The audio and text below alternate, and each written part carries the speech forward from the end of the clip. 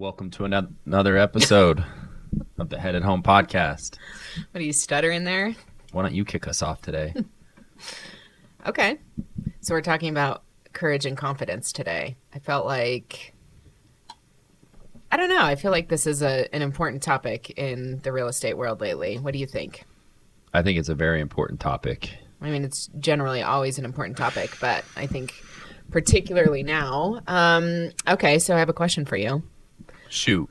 What is a time in your life when you had to have just a ton of confidence or a ton of courage and confidence? Yeah. What was that thing that you had to do?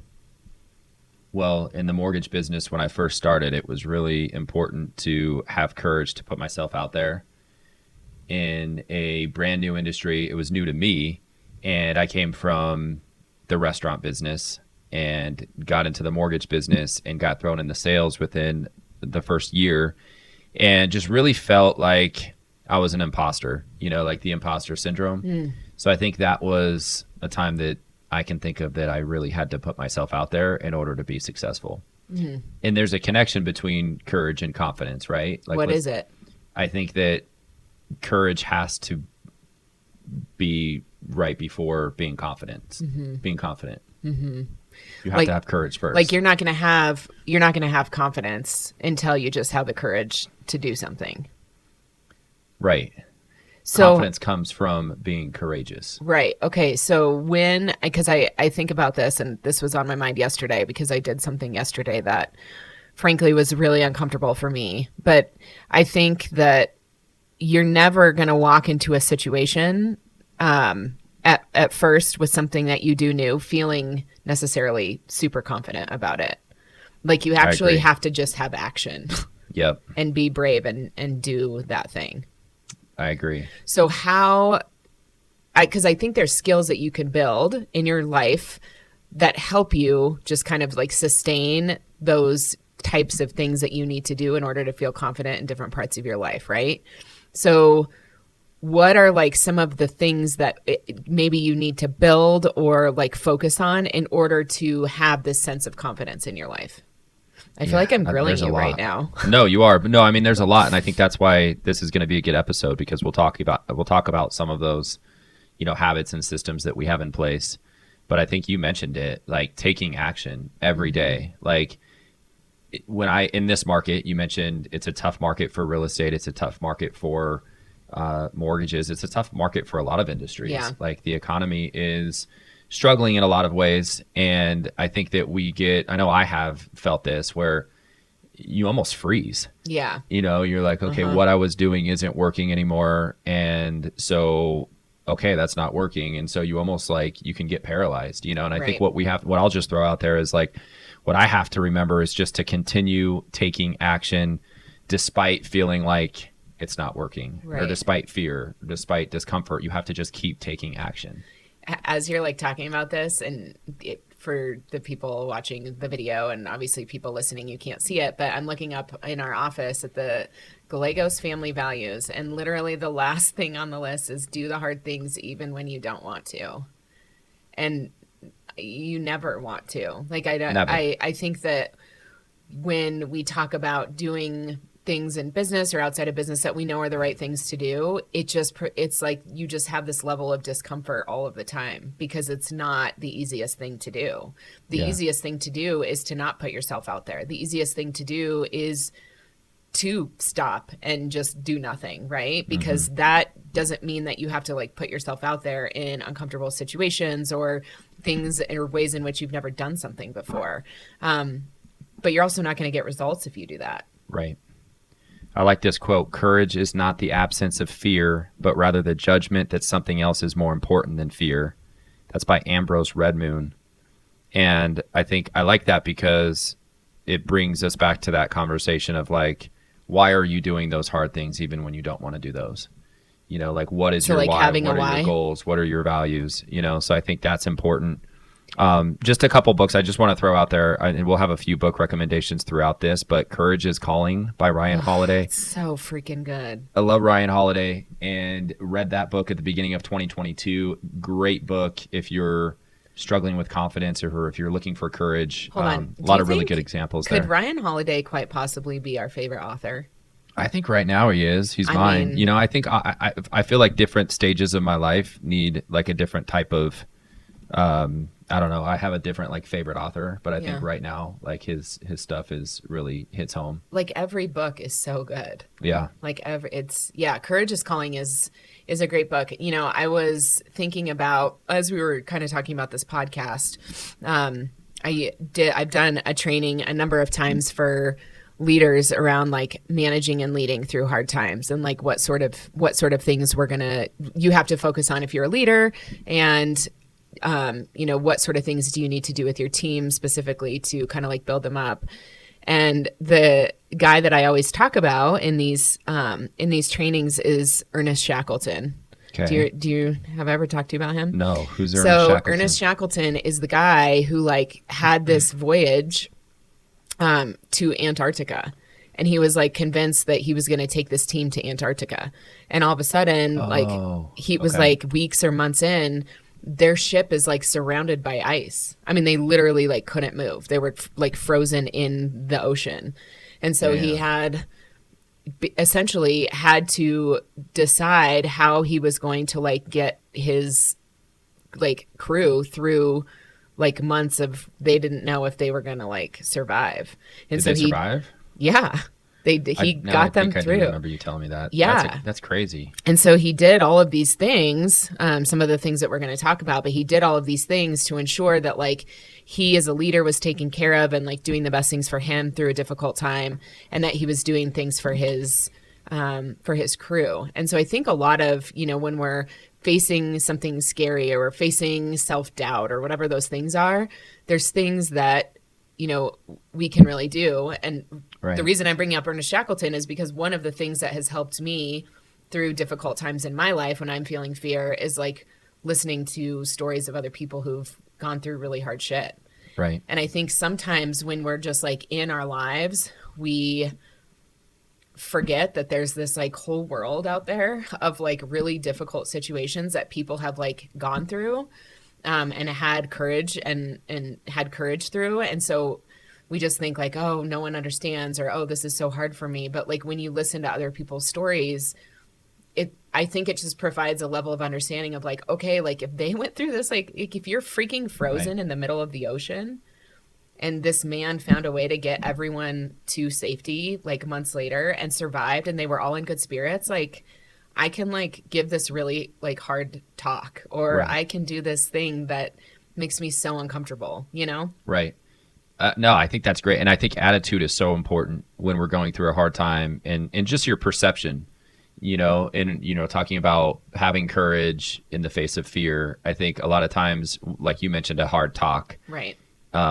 Or just anything that you're going to be doing that's hard, you feel this like, oh my gosh, I'm going to be in danger. Yeah. I'm not going to be able to overcome this. But so much of that is just like attitude, Right. and just that perception of how dangerous of a threat really is this?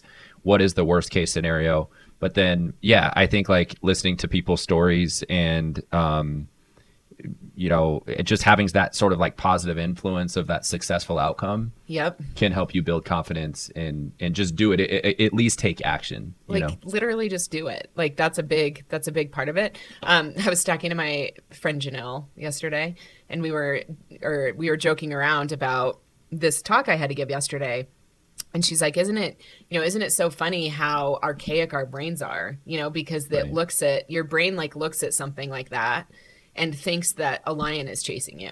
Right. And so you just, your body truly believes it's in danger because it's getting put in an uncomfortable situation. And so you have to find ways to like build muscles around that. And I think one of the ways that you can do this is really through like building resilience in your habits that you have. Yeah. And I think that if you get in the habit of building resilience and getting enough almost like at bats of going through hard things, you build this muscle of like, hey, I can do this hard thing because I've done 100 other hard things in the last year, and like I didn't die from any of them. And it almost provides a level of comfort around like doing difficult stuff. Right. So how have you like built some of those like resilience muscles? The cold tub. is a great Yeah. way. Hate And I that wish I thing. I need to do it more, but I mean, just as an easy example, go through, or I've done a handful of other really challenging physical challenges, throughout the years. But I think the cold tub is just a good example because it forces you to put yourself in a really uncomfortable situation and sit in it for a few minutes and realize that you aren't going to die and you are capable of overcoming it. And I think that it's as much physical as it is mental in a cold tub. But I think whether you're doing a physical challenge or a mental challenge, you just getting through that is going to build that resilience, and that confidence in the face of a challenge. I also What about just you? think, you know, I also just think that finishing tasks, like when you can't, like when you just don't want to do them, like if you sit Yeah. down and just do this like really annoying thing and like push through and do that's like building resilience. Right. I mean, just like little tools like that. Or, Like, I think for me, I think my frame is really related to like my health. When I think about like doing hard stuff, like I don't, I know that like 99%, I can't even actually think of anything more difficult in my life besides, God forbid, something happening to our kids or you that I would come up with that would be harder than like what I went through with my health right. stuff. Right. So like if I had like the courage and confidence to like go through that, why can't I handle this like little thing that I need to do today? Right. You know what I mean? I do. I think resilience is like possibly the most important trait that you can have in life Yeah. because there's always going to be hard times and challenges that come up. And it's really just about how you react to it. I Right. mean, that's what being resilient is it's losing, it's taking an L, and it's bouncing back, and in business it happens all the time. I've got clients that choose the different lender for one reason or another. I've got you have deals that fall out in real estate for one reason or another, and like you can either dwell on it and say, damn, why did this happen to me, or you can just say, okay, next at bat, next challenge, what's it going to be, how are you going to react to those losses. I feel like over the years I've learned to really push myself really hard after a loss, and kind of use it as a way to get better and learn something. One thing I do, which I think on some level helps with discomfort and like taking risks, is every month, and I've done this since my surgery, so like 2016, is every month I do something new. And it Right. doesn't need to be like, it doesn't have to be something like physically grueling or like whatever.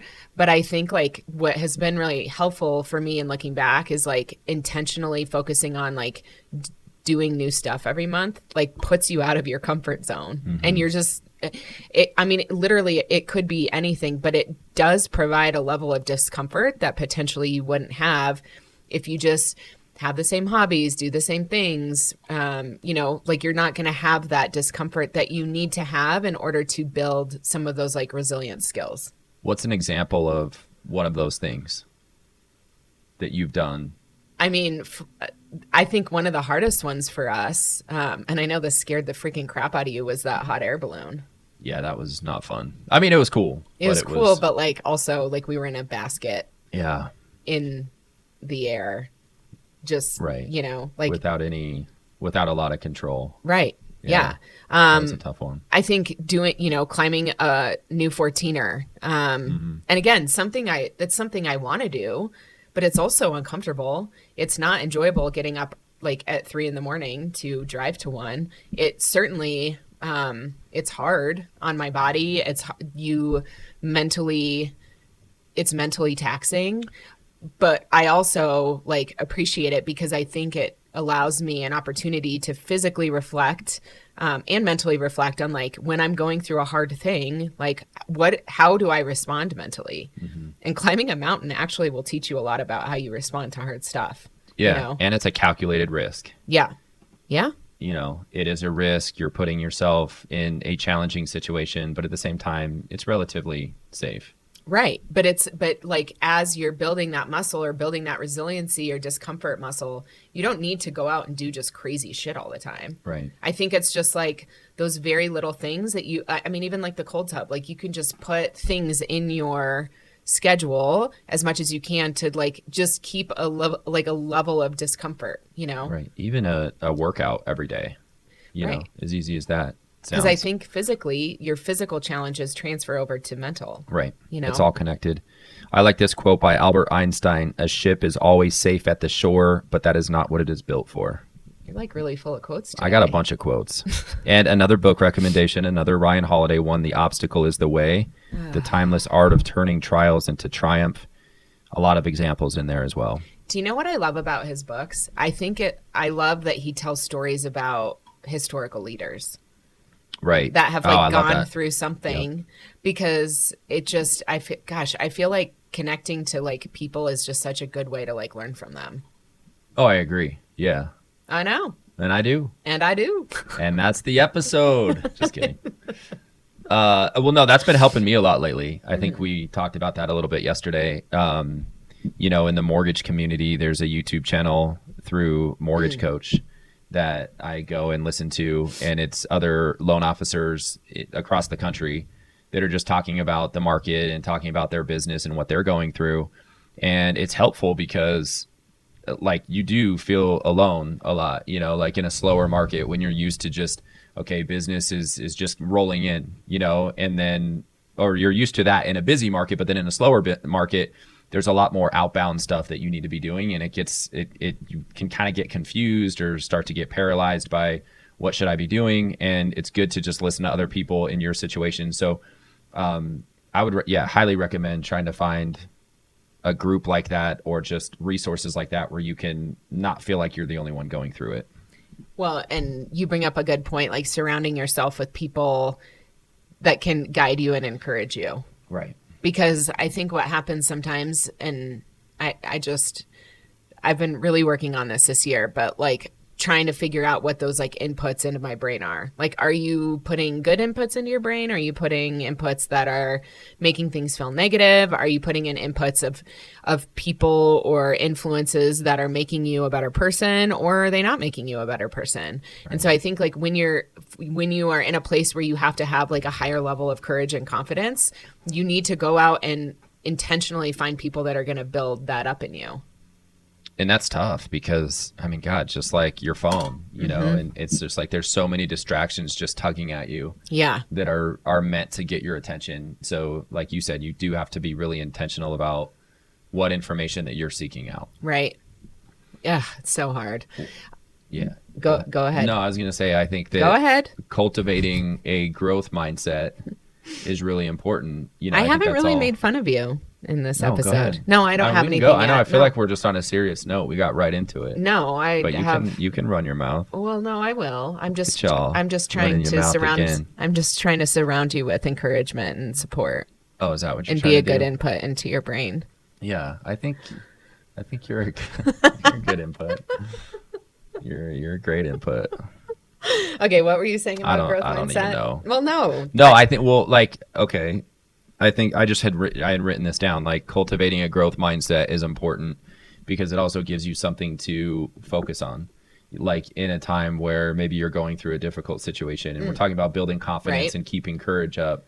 I think that like being intentional, yes, about finding groups of people that are going through the same situation as you, but also like make it a hobby to build yourself up. Yeah. In whatever way that you feel like you need to. Well, and part of that though is like when you're going through and having to have courage to do new things or try new things or whatever, I think having a mindset around the idea that like, hey, I'm going to take these opportunities as learning opportunities, right? And so I'm going to do whatever I can to just make sure that like I'm learning from this, I think is really important. Yeah. And I think the unfortunate part sometimes of like courage and confidence is that you're going to fail a lot more, like you're going to, it's just like natural. And I actually think if you're not failing, you're not doing enough, because you're going to naturally have a lot of failures. But looking at failures and setbacks as opportunities for growth and learning is going to, in my opinion, give you more courage and confidence to like keep going. Because you're not looking at failures as this like, I screwed it up, I did this wrong, like I suck, and connecting your self-identity to your failures. It's more like, hey, like I messed this up, like what can I learn from it? And then that gives you confidence to go into the next thing. Because, again, like you didn't die from having this failure. And I think that it's almost like this like cycle, like you have to have courage to get started, and then like you're going to fail, but then you're going to see like, oh, I got through it. And that's going to give you more courage and confidence the next time. And it just kind of like builds on itself regardless of what thing you're doing. And it becomes a habit. Yeah, it does. Staying out of that comfort zone. Right. So for those of you that have kids, I think this is something that we've really focused on with our kids is talking a lot about failures. Right. And like we're always talking about growth mindset or like working hard and making sure that they don't, even though I think it's sometimes that they do, but like they don't just think that they naturally have this, have this gift that has been given to them. Like, no, like it came from hard work and it came from intentional practice and having good habits and all of those things. But building that growth muscle in them, that like these are the tools that we use to get a little bit better every day. And like part of that is failure. Like we expect you guys to fail because that's part of life and it's part of learning. Like yeah, I would argue if you're not failing, you're not learning shit. Right. Well, and yeah, I remember when our son Michael was probably like 2 or 3 years old, like right when he was old enough to shoot a basketball. And of course, it was his first time doing it, and he would miss every shot he took. And I don't know, I think and maybe this is just human nature, but he had like this perfectionist mentality where it was like he would miss a shot, so he didn't want to shoot again. And I realized it like really early on and kind of made it a game to have fun with every shot that he missed and almost joke about it, and then make sure that I was like constantly bringing up to him like how common it was for shots not to go in, and talk about the shooting percentage for Michael Jordan, which is like, hey, he missed more than half of the shots that he took in his career. So I think that like, and of course we teach our kids that, and now I think it's not an issue. He's not worried about messing up, but I mean, just we're teaching our kids that. I feel like that's the right way to teach them. Why wouldn't we teach ourselves that? Right. Well, it's funny, like every time, and we try to like openly talk about mistakes that we make because we understand that like kids are going to model what we're doing. So if we're never talking about the mistakes that we make throughout the week or whatever, then they're not going to understand that making mistakes is okay. But I remember this was like a few weeks ago. I don't remember what I was talking about, like what I did wrong or whatever. But Michael goes, Mom, no one's perfect. And like, he gets it now. Like he understands that, that we don't have an expectation of him being perfect. Yeah. We have an expectation of him trying hard every day and getting a little bit better every day. But it's never because we want him to like not fail. We actually want him to fail. We want him to fail so that he progresses. Right. And he says that quite a bit. Totally. Practice makes progress. Yep. And we know that perfection is unattainable. But I also think though that pushing that progress every day is important. And there's that, I don't know where I heard this. I think Kobe Bryant said it, but there's like this gap between everyone and perfection. And his goal was just to close that gap a little bit. Like, we know we're never going to get here. We know we're never going to be perfect, but how do you close that gap? Right. And I think that's by putting yourself out there and trying, which is going to inevitably lead to failure. So what would you say of like our daily routines or activities or things that we do? What do you think are the things that we do that really help kind of put us in a good place, like mental and physical well-being, to be able to have as much courage and confidence that we possibly can? I know we talked about the cold tub, but like, what else do you think has been really important through just like a hard time? I mean, morning routine is always very important. Getting up at the time that you think you should be getting up. Hold on, stop right there. I want to say one thing about that. Okay. I'm interested in what you think is the correlation between integrity and confidence. Because you said getting up at the time that you said you're going to get up is integrity, right? Like doing the thing that you said you're going to do is integrity. So how do you think that integrity and confidence are connected. Well, I think when I have integrity with my word, I'm proud of myself. Yeah. And I think being proud of yourself makes you confident. Right. So I think it's the same as telling yourself that you're going to work out tomorrow, and if you don't do it, you're down on yourself. Yeah. You're like, And that man. messes with your confidence. And if you do it and you complete the workout even when you don't want to, which is most of the time, you're going to have that feeling of like, good job. That self-talk of nice work. And then I think that leads to just feeling like you can do more hard things. Okay. So that's what I think. But I think like having integrity and really focusing on like making sure that the words coming out of your mouth are the thing that you're actually going to do, that's a great way to build self-confidence. So I think like that would be a key thing that you can really focus on to build some of those muscles. Well, and I think that's tied to momentum as well. I think maybe integrity and confidence and courage and momentum are all tied together. I think that if you miss that workout or if you don't get up, it's not like your whole day is ruined, right? But like you have to like now, I feel like at least for me, like rebuild some wins somehow throughout your day. And that's why I always come back to the morning routine, is that if I can build out like 4 or 5 wins, right? Getting up when I said I'm going to get up, work out, read, meditate. And again, our schedule right now is different and crazy. When we didn't have kids, it was a lot easier to just, I'm going to bed at 8 p.m. and I'm going to get up at 4:30 and I'm going to do 10 minutes of reading, 10 minutes of journaling, 10 minutes of meditating. And now it's like, okay, I get up at, if I get up at 5:15, I got to go straight into my workout so that I can be done with that before the kids get up. So everyone's different there.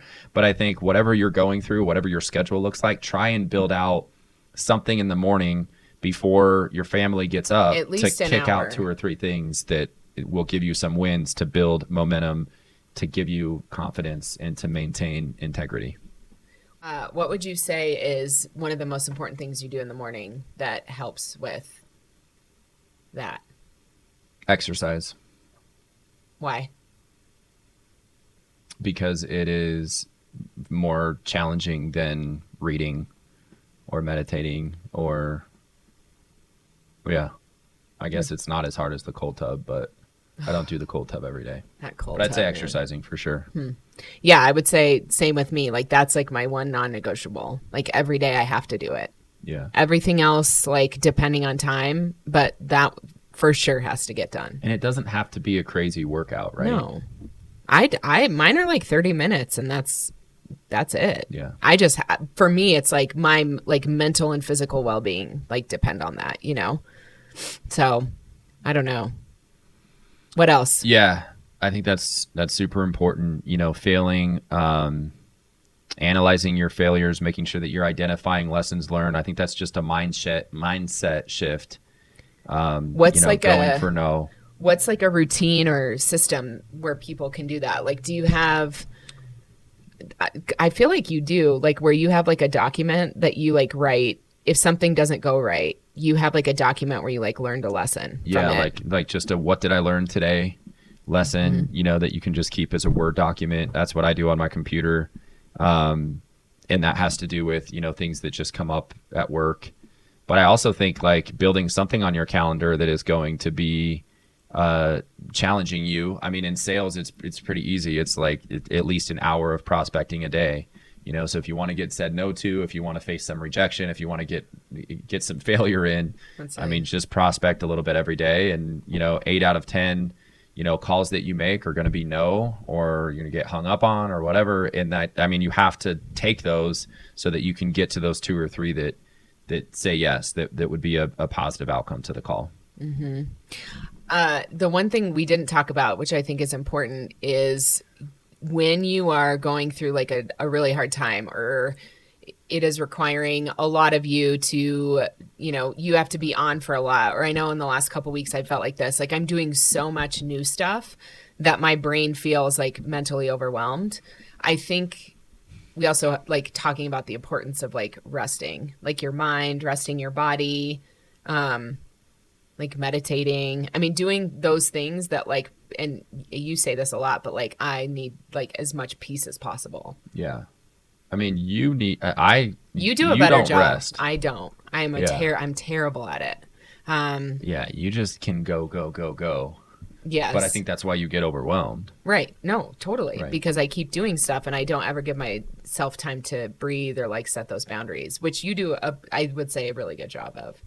Yeah. I mean, I try. Yeah. Yeah. Well, any final points? Um, I don't think so. I think this is just a good topic to touch on. And um, yeah, I'm trying to think if there's anything else I wanted to, What are like the top three things that you would want to have people walk away with that they should do to really work on courage and confidence? well, take action. And a sublet of that is do something challenging every single day. Do something that scares you. Do something out of your comfort zone. Like we talked about with the morning routine, like do 2 or 3 things in the morning that's a little bit challenging that you can overcome to build some confidence and momentum. And you focus on staying resilient and look at that as such a positive trait to winning. I still play basketball. My rec league basketball, and like one of the things that I love about the team that I'm on, and one of the like traits that I've really tried to form over the years is like, how do I play when we're down 10? Like, how am I fighting when we're losing? And I feel like guys that I want to play with on my team, or just teammates in general that I want on my team in my business, are people that, like, when our back's up against the wall, we're fighting.